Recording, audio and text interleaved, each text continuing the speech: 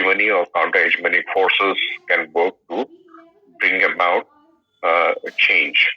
So these ideas, in some ways, form the bedrock of the ideas of human emancipation given by Ken Booth.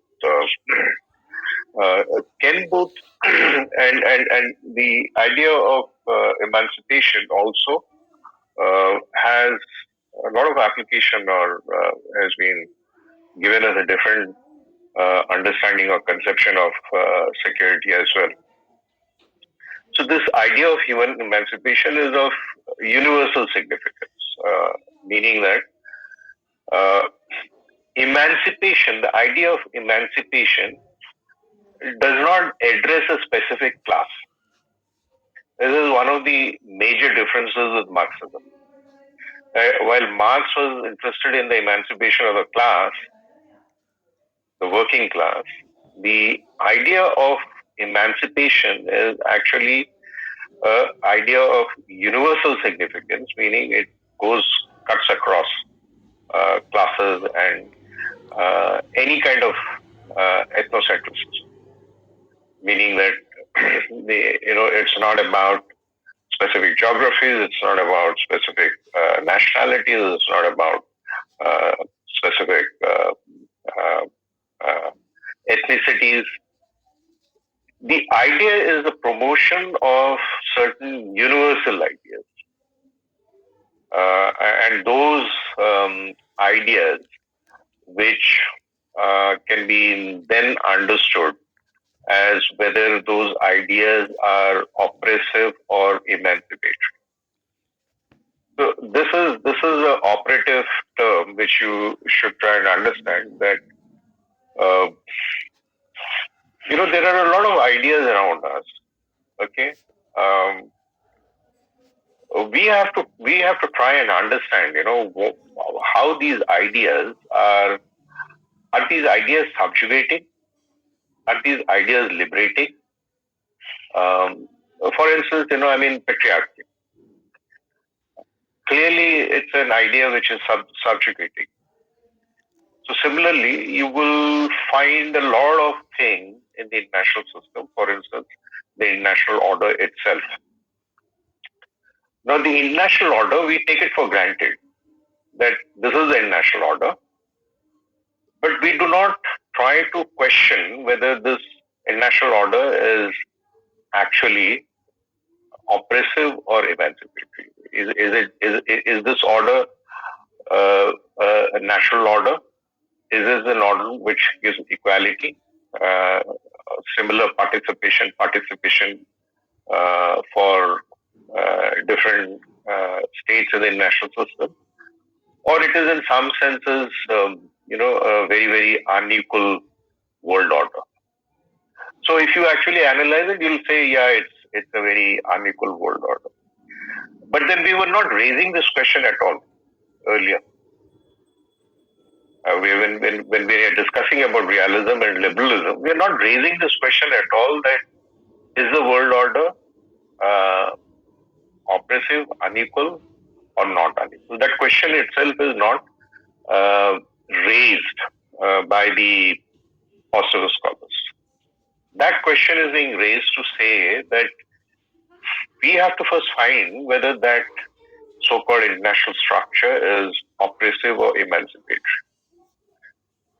Because this idea of emancipation, how do you associate oppressive ideas and emancipatory ideas?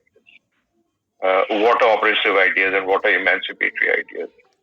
So emancipatory ideas are anything which has got to do with things like, tolerance, nonviolence, democracy, human rights.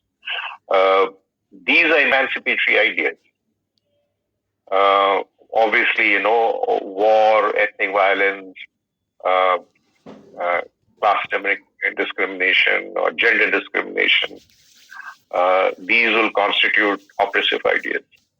Now, since we do not think in those terms, these things do not come.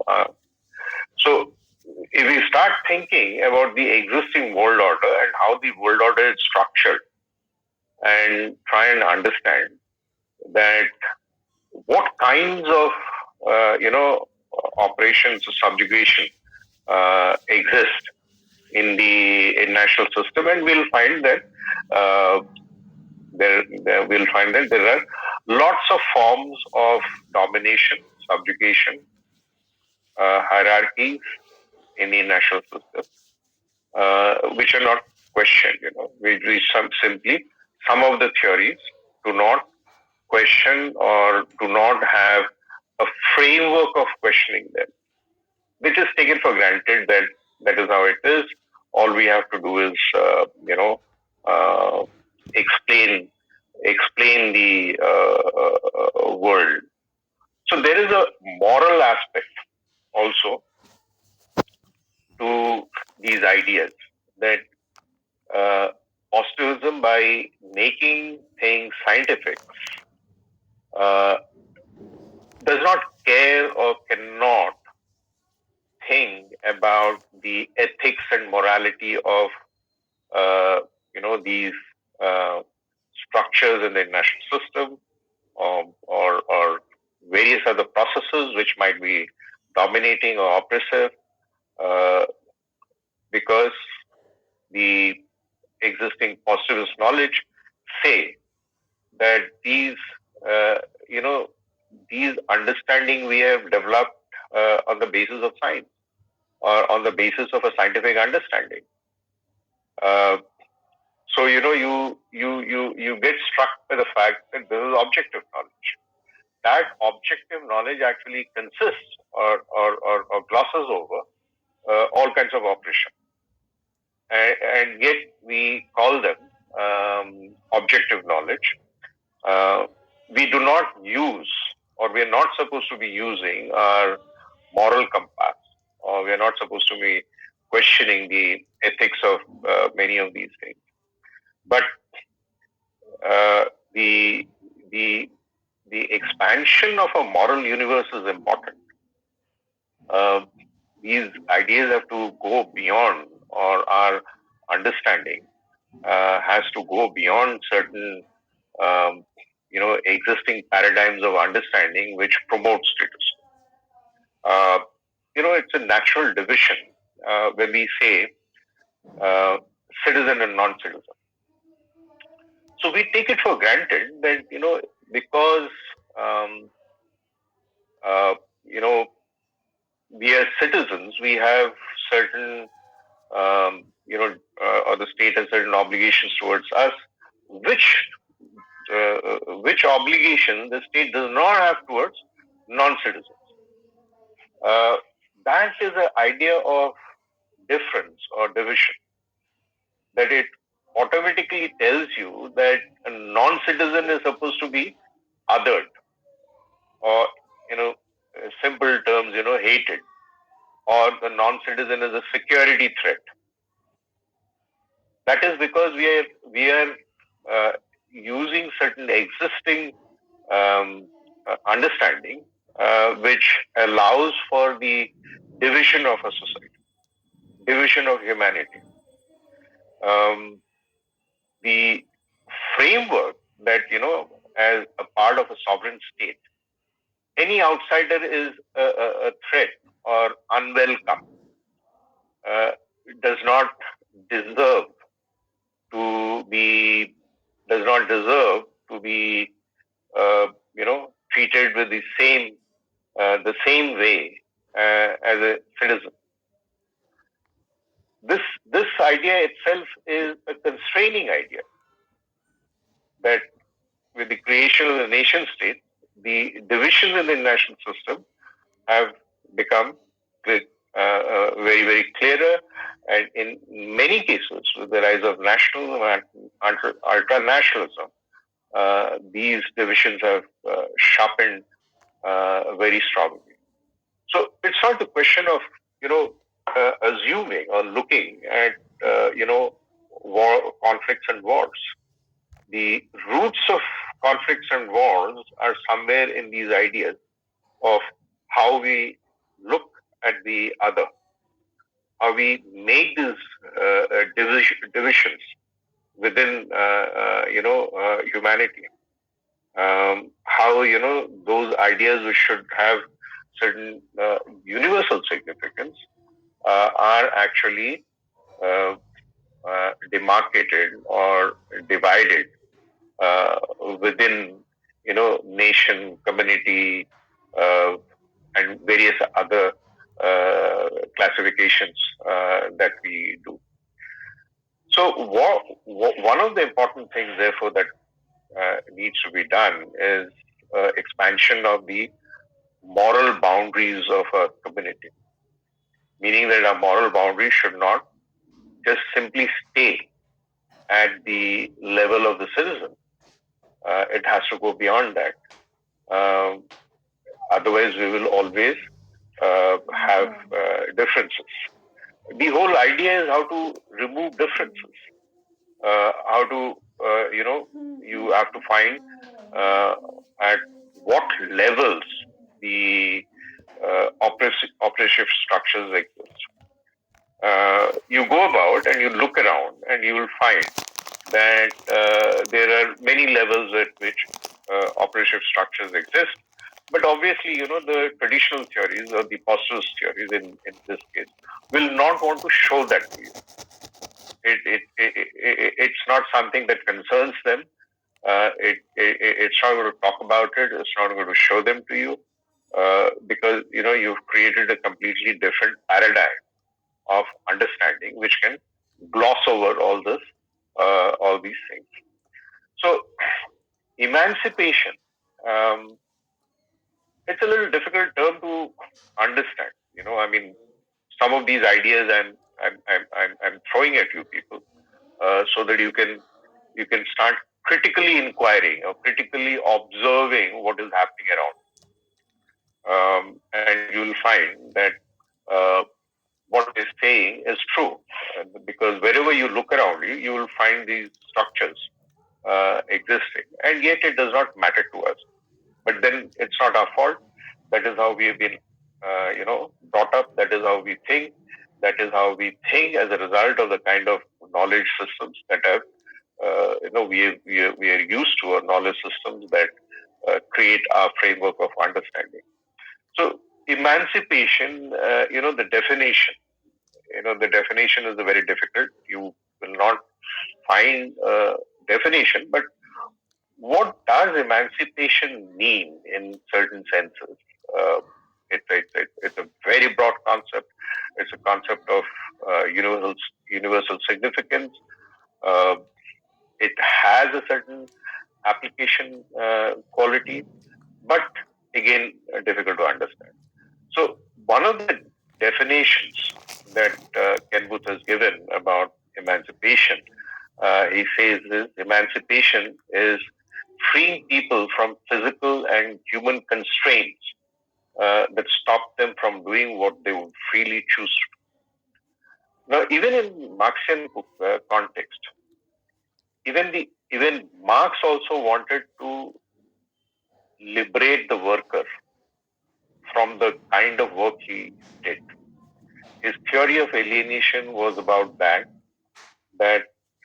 the worker who's alienated from his work, that has to be changed, where the worker feels one with his work, which which essentially is about thinking of how to make the life of the worker more meaningful, and not the worker not simply as an appendage in a production process where he does something over which he hardly has any ownership. He doesn't even know what is the final product. He has no um, he has no good feeling about what he's producing. By the end of it, what he produces, he's the one who adds the surplus value to the product.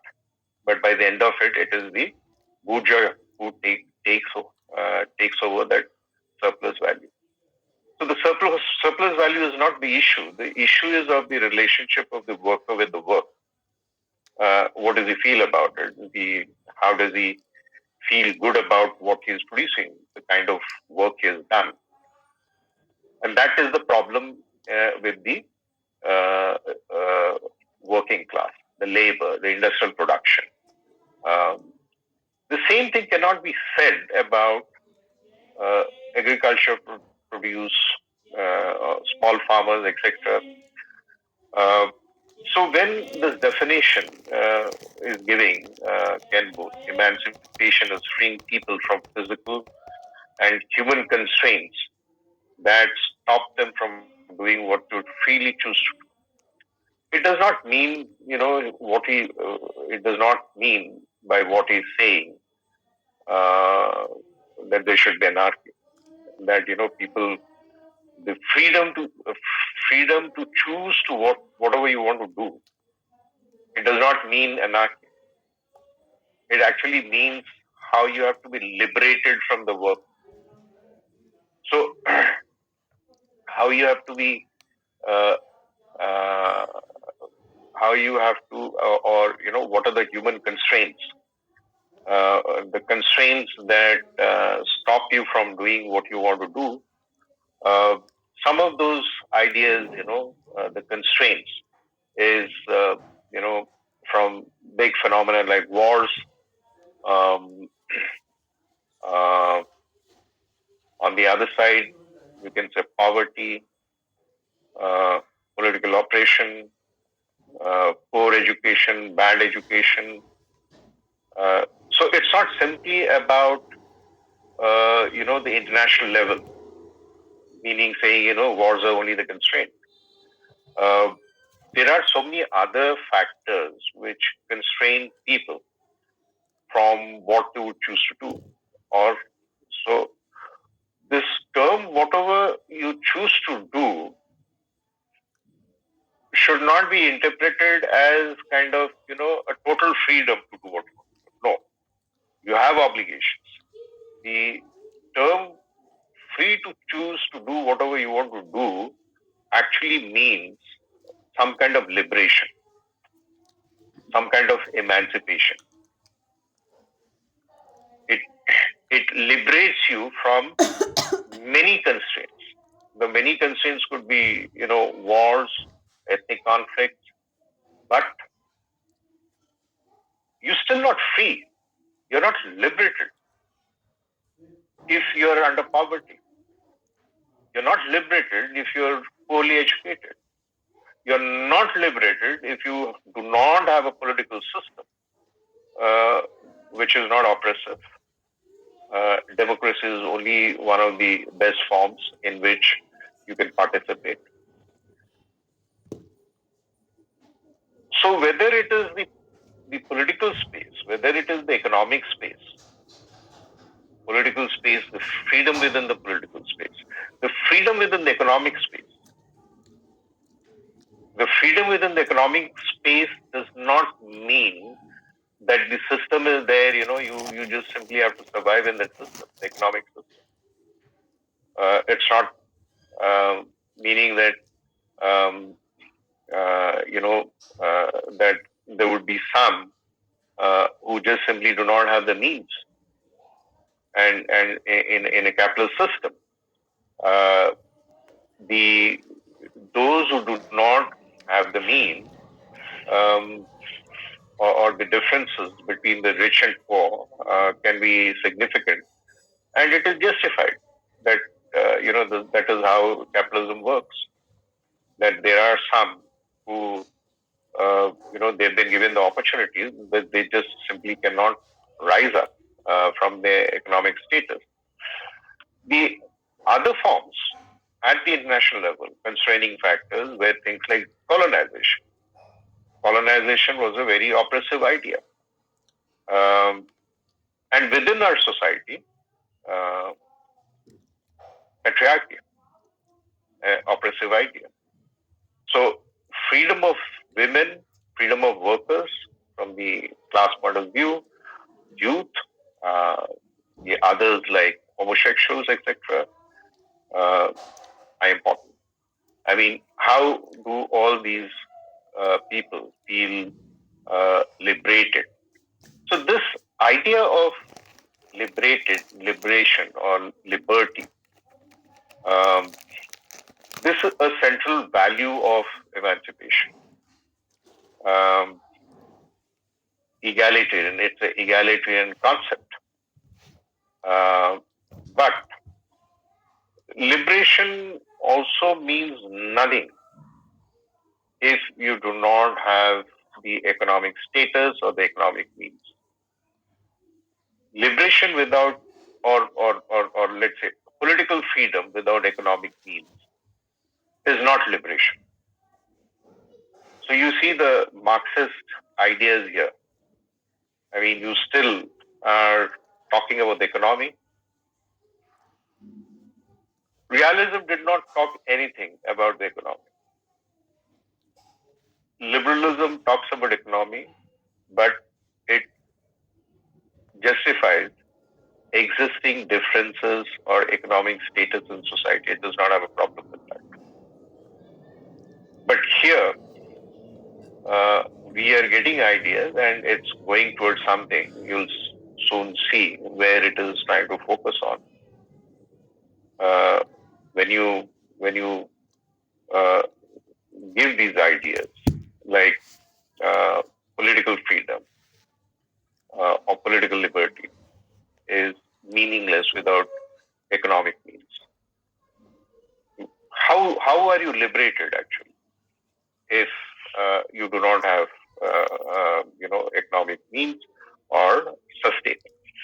And this is a pertinent point because we know that actually a large number of people do not have the economic means, and our systems are not bothered about that. Or the existing, or within capitalism, you find that this is taken for granted, that there is no responsibility of the state or the system to take care about them. The nature of capitalism itself is a problem. One of the uh, problems of capitalism also has been the exploitation of the environment, that the capitalism has been a way of severe exploitation of natural resources. Uh, so this idea of emancipation again says that if you're talking about oppressive ideas, it is a very oppressive idea to dominate nature or destroy nature. So it depends on what perspective you look at it. Many would say that actually the capitalist system has led to the destruction of nature.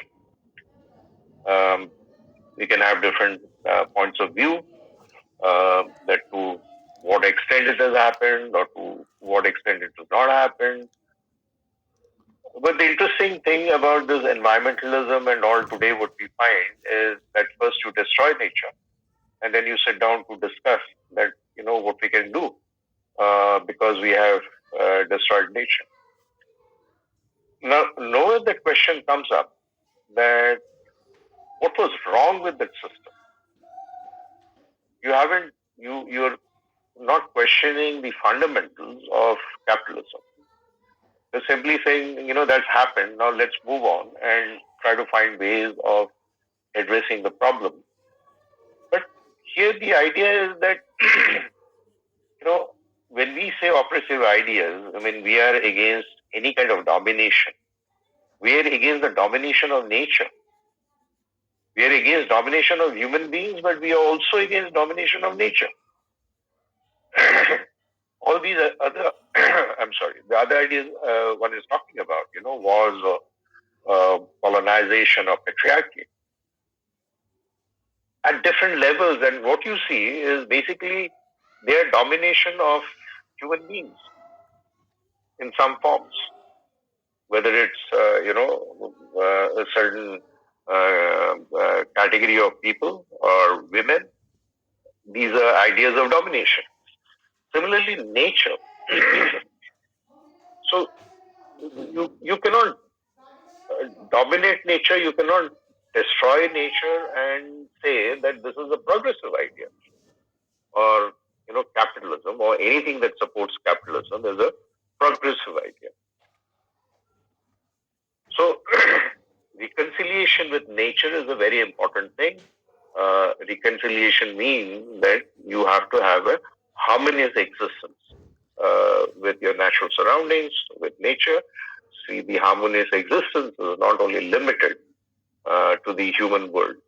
The harmonious existence has to be also about the natural world in which we live. There has to be some kind of a organic understanding, organic linkage with where we live and how we live. We cannot simply exploit the surrounding around us to think that that this is only to be exploited. This only gives us sustenance, but that sustenance is not um proper, or that sustenance is not organic if there is no harmonious existence with nature. The other idea, which is very critical or important to this idea of emancipation, is about violence.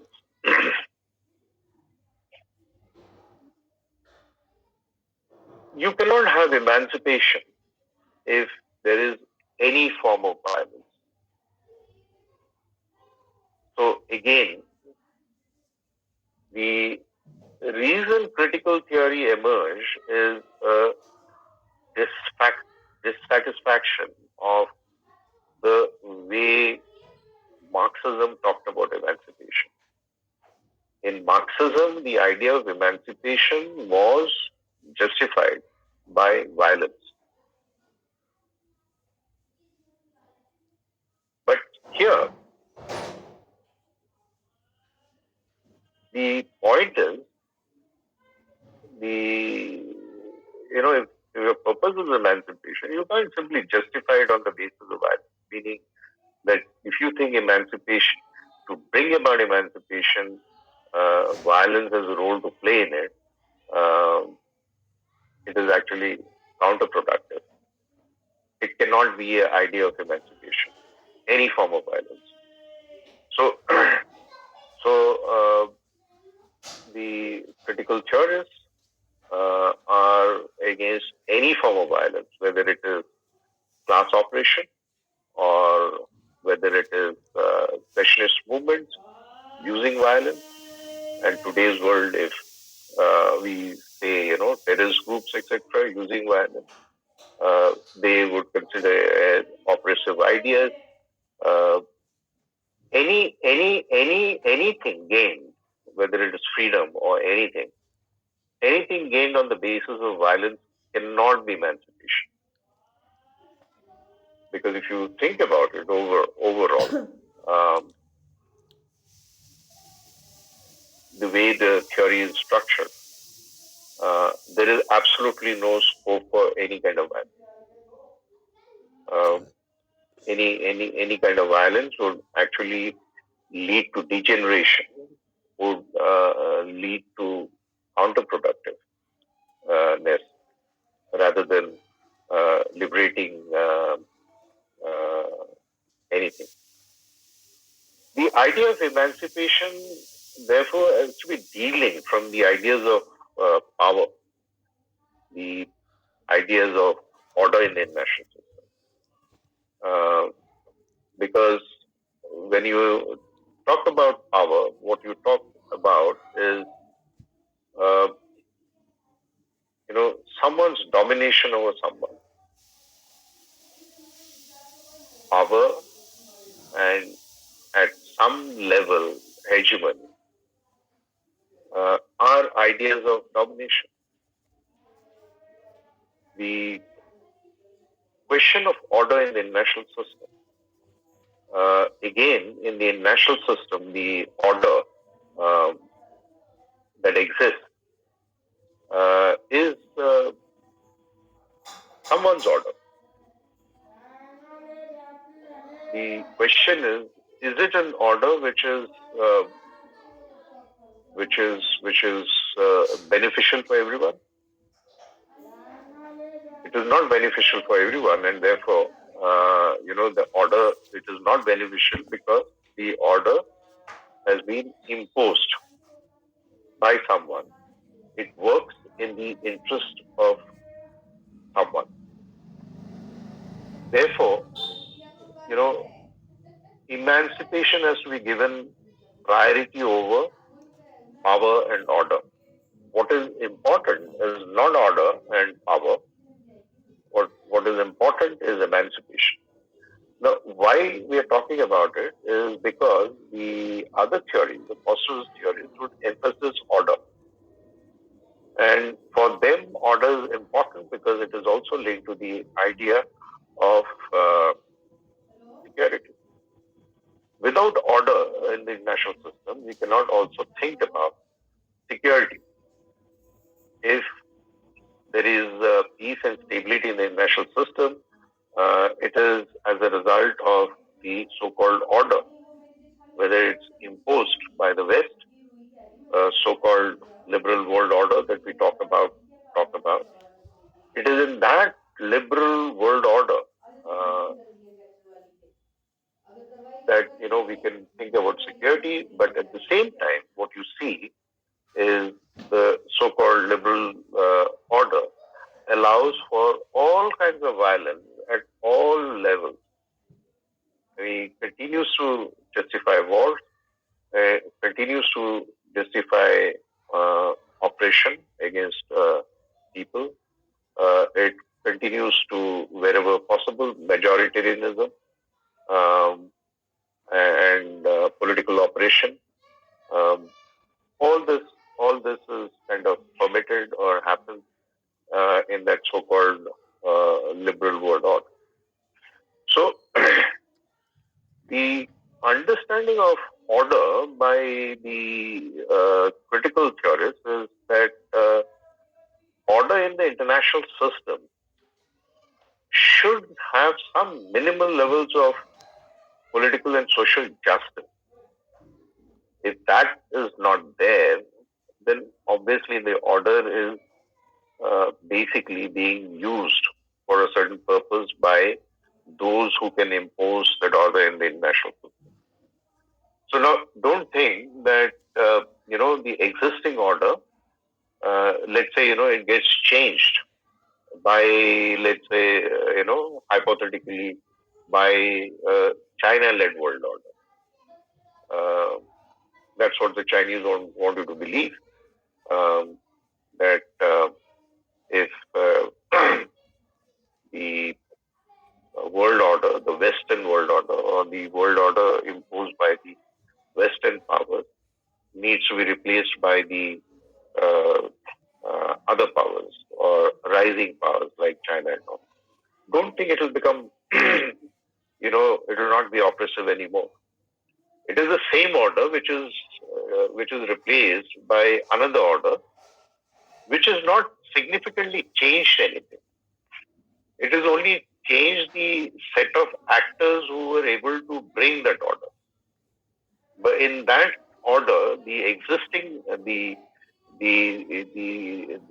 there are new actors who are able to say that uh, we would be responsible for this order, or we can impose this order, but they have not changed anything structurally in the order.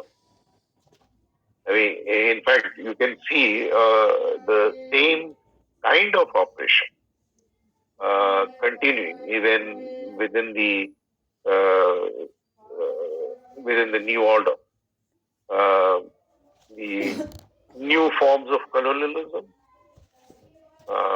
new forms of oppression, and it's not fundamentally change anything. There's no question of bringing in political and social justice in that order. One might argue that these ideas are very utopian, you know. Uh, but the thing is that one, Marxism has been utopian in the sense that it has imagined a certain um, is imagined a certain order, which should not be oppressive, uh, which is liberating um, in its own way uh, by bringing in a class revolution or changing the structure of the national system when class domination does not exist. That is for the Marxists. But for the critical theorists, again, you can say it's a utopian order because you're utopian idea because you're talking about something which is probably not possible. No, the point is that it is not possible because you have not thought about it. It is not possible because you have been told that it is not possible. It is not possible because you've been given certain tools of analysis to say that this is the only way you can analyze, and you are given a body of knowledge which doesn't allow you to think about these possibilities. But the argument by the critical theories is that uh, the purpose of knowledge should not be simply to be objective about the world. I mean, what is the point in my being objective about the world in which I simply accept the inequalities, the oppression, etc., in the system? So the idea is to actually provide a theory of progress, a theory of progress for society, and which gives hope to the common man or common humanity that we can think about something very different, something which is liberating or something which is emancipatory. So now I think you must be getting a sense of what is this idea of emancipation, even though there is a lot of problems in trying to think about it objectively. Objectively, if I think about the world, how do I, see, I might have feelings. I might have feelings about the poor, the oppressed, etc. But I'm still not able to understand what is this idea about emancipation. In what ways?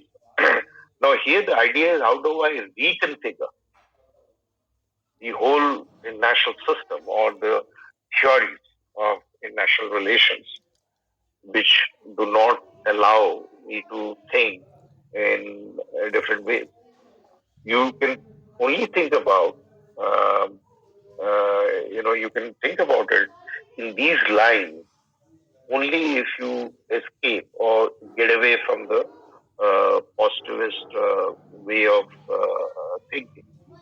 Um, so, in this way of thinking, where we are not we are not saying that this is a scientific way of thinking about knowledge creation.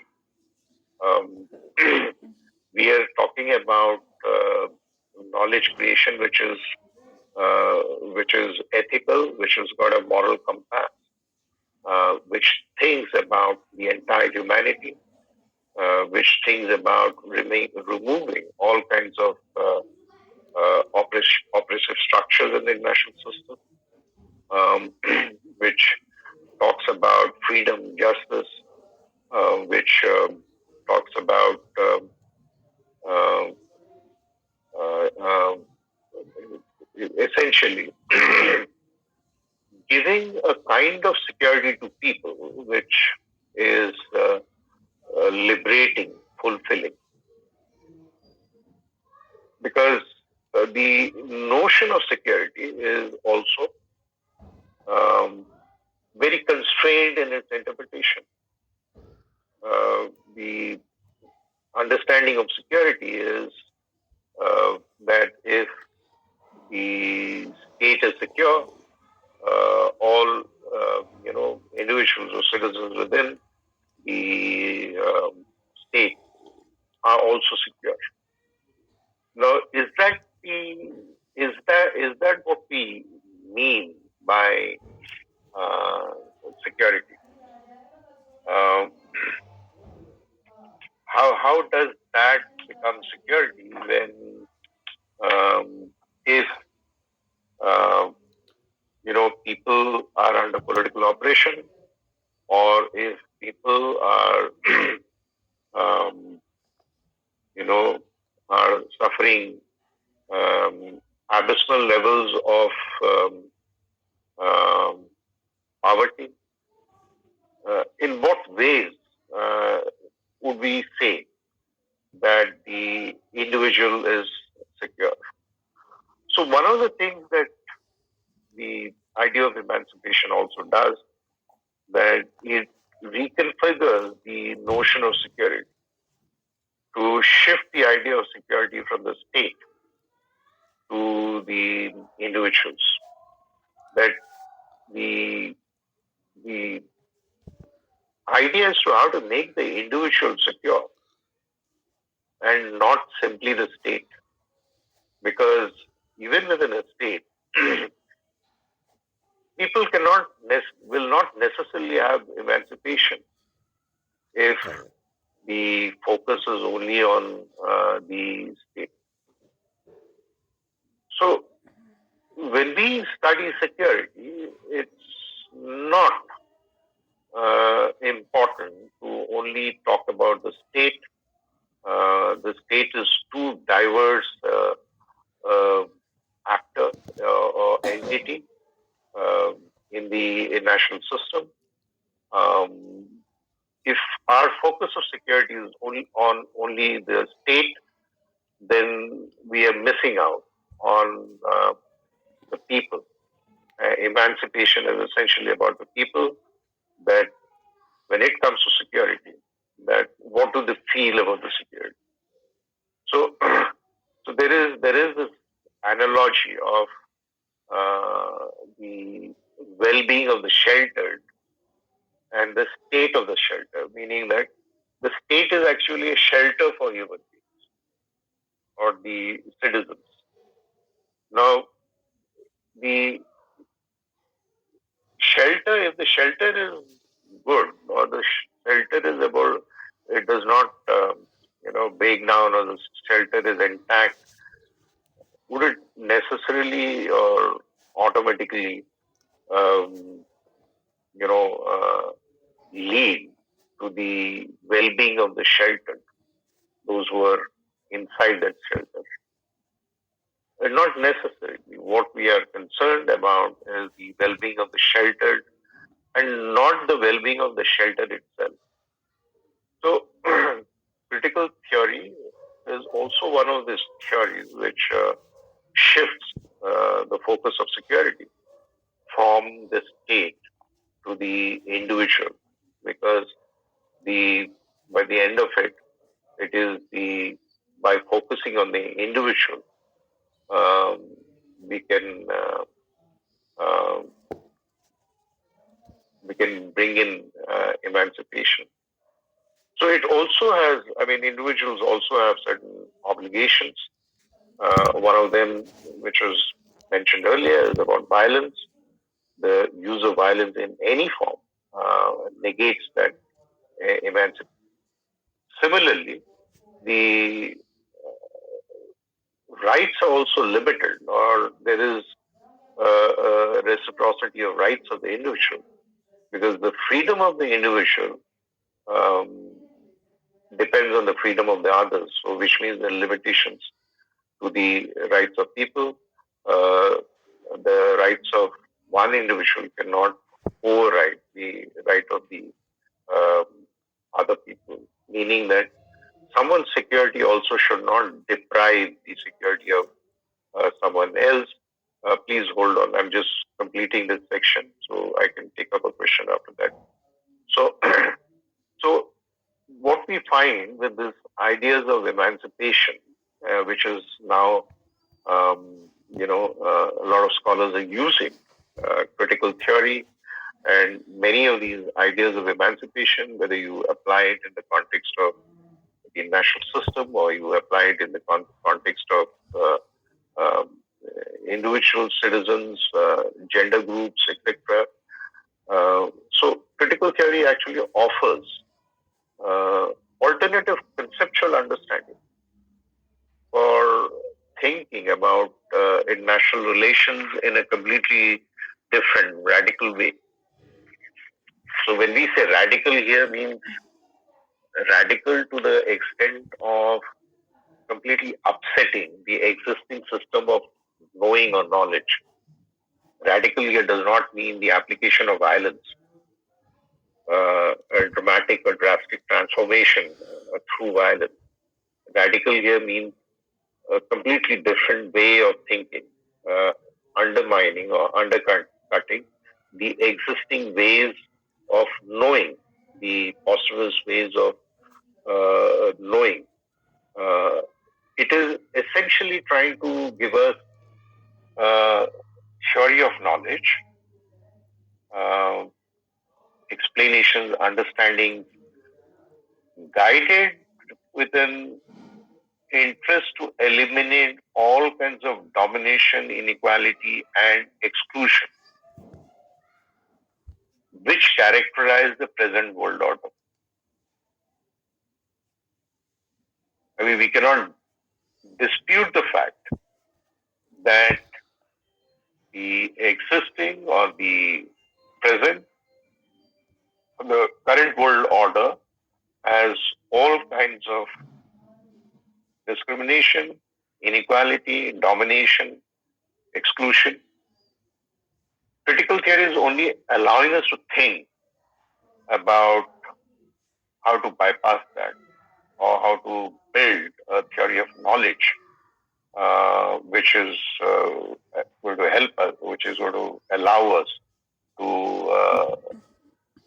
conceptualize things, to bring in different interpretations, to bring in different understandings, explanations, which can bypass the existing kind of knowledge. So it's a severe critique of neoliberalism and neorealism, particularly neorealism. Uh, a severe critique. Uh,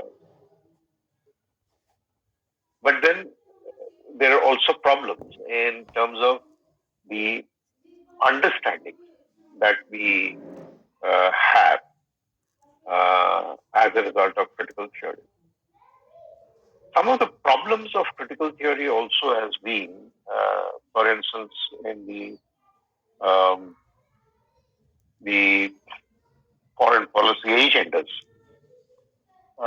Some of the outcomes of the foreign policy agendas set by critical theory have been the concept of human security and the application of it in some context and the uh, various uh, various ways in which humanitarian interventions have happened. The humanitarian interventions were supposed to be, you know, liberating people, supposed to be to save people from violence, but it has also got seeped in a lot of controversy. So humanitarian intervention can be seen from a liberal perspective and also from a critical theory perspective. I mean, whatever you see it, the point is the uh, outcome or the end goal of the thing, which was essentially saving lives. But the policy has actually become quite controversial. It's you can justify it at one level, and you also can be very critical of it at another level. So it's not that there is no problem in the ideas and formulation of critical theory, uh, there is a lot of criticism which is very valid that critical theory gives us. But when it comes to its application and understanding that how do we change things in the international system by adopting an critical perspective or understanding a critical theory perspective, there we have certain problems because of the existing power structure, which cannot change. But I think where the benefit has been is, as the constructivist said, that the purpose of constructivism was to make uh, national relations theory a much more social theory rather than the way theory has been structured in international relations, which is very asocial. Similarly, critical theory also will make an argument that we have tried to show to the world um, how existing forms of knowledge in international relations um, is as a result of the knowledge um, that is there as a consequence of power, that the powerful are the ones who have developed this field of international relations also.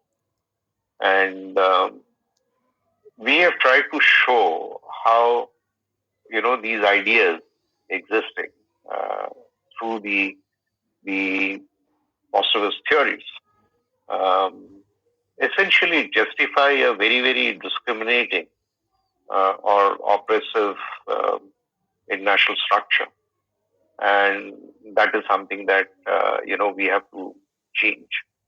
There are some ideas within critical theory which helps us reconceptualize a lot of things. We can use critical theory to critique a lot of ideas within the positivist ideas.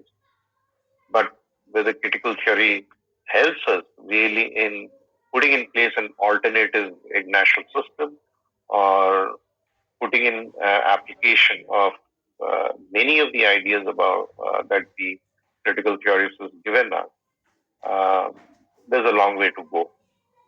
But some forms of infusion of the ideas of critical theory, ideas of emancipation, can change a lot of things, can make the world a better place.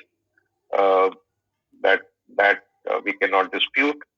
But as a theory, it still uh, does not have the strong roots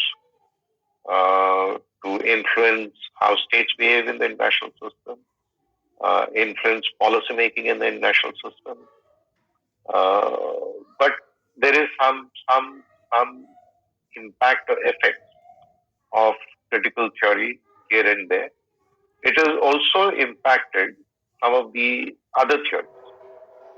Um, for instance, it's impacted feminism, and within society, again, critical theory is very important theory, having far greater application than in international relations. But it has given us some very interesting ideas to question existing forms of knowledge. So let me stop there, which we have covered critical theory. Yeah, if someone wanted to ask a question, any questions, please go ahead now.